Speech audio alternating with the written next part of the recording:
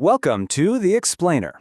Today we're digging into a really common story you see a lot, the city bride. We're going to look at two tales that start in almost the exact same way, but as you'll see, end up in completely different worlds.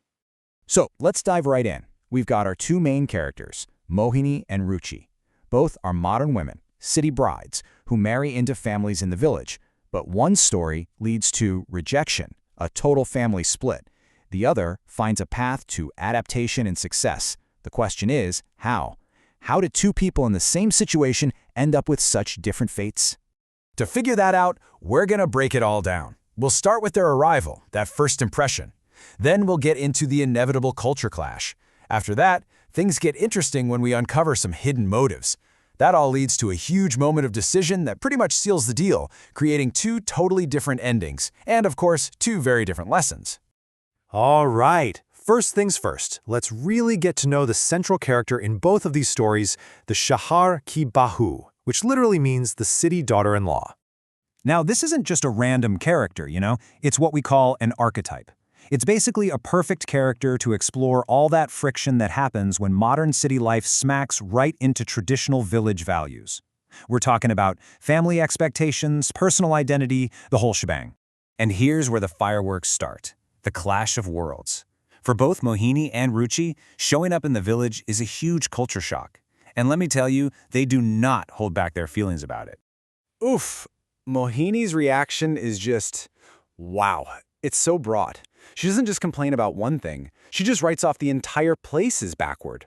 Right from the get-go, she's setting this tone of, I'm better than this. Ruchi's complaint, on the other hand, is much more physical. It's a gut reaction. She's grossed out by specific things, the cow dung, using open fields for toilets. You can almost feel her disgust. It's very personal. So this is where it gets really interesting. When you put their reactions side by side, you can see they're both basically saying, I hate it here, but in different ways. Mohini is focused on the big picture stuff, the heat, the backward vibe. Ruchi is zeroed in on what she sees as just plain dirty and uncivilized, like her designer sandals getting ruined.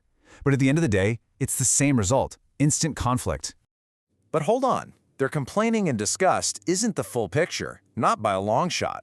Turns out both of these women showed up with a secret plan. Yeah, that's the big question, right? Why on earth would you go somewhere you clearly can't stand? Well, as we're about to find out, their reasons are totally self-serving. Mohini's plan? It's all business. She's pregnant, and she sees her mother-in-law as the perfect solution to her problem. She needs a free, live-in nanny and housekeeper so she can keep living her modern city life without any interruptions. It's not about family, it's about free labor. Ruchi's motive is all about the money. Or, well, property. After her initial disgust, she finds out there's a huge family mansion up for grabs. And just like that, the miserable village becomes a temporary inconvenience, a short-term investment for a massive payoff. Okay, so this brings us to the real turning point. This is the moment in each story where all that tension just boils over and a decision has to be made, a decision that changes everything. For Chanda, Mohini's mother-in-law, the conflict hits her with this just brutal ultimatum.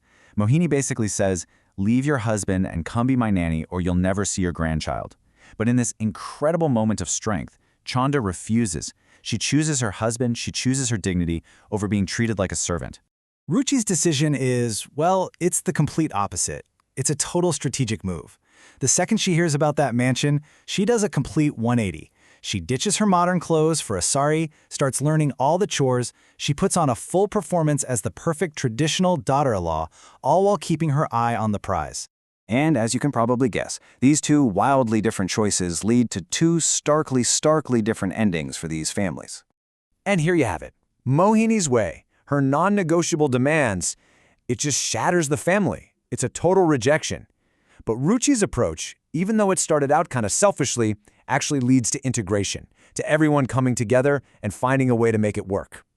This line from Chanda just says it all, doesn't it? It's the final word in Mohini's story.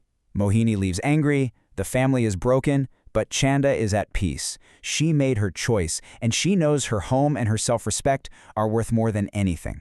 Now look at what happens with Ruchi. Her willingness to adapt, even if it was just an act at first, inspires her mother-in-law to adapt too. It becomes a two-way street. The mother-in-law actually renovates the mansion with a modern kitchen and an indoor toilet for Ruchi. They meet in the middle, and it leads to them starting a business together and becoming really successful. So what's the big takeaway from all this? Well, these aren't just simple stories with one little moral. They're actually showing us two totally different philosophies on how you deal with major conflict. This really gets to the heart of it. One story is all about uncompromising dignity. It says that your self-respect is the most important thing, even if it means you have to stand alone. The other story is about pragmatic adaptation. It suggests that compromise, being flexible, can actually lead to a better life for everyone involved. And that kind of leaves us with a big question to chew on. When you're in a situation where your modern values are clashing hard with tradition, what's the better path? Do you stand firm on your principles no matter what? Or do you adapt, find a middle ground, and aim for a practical solution? Something to think about.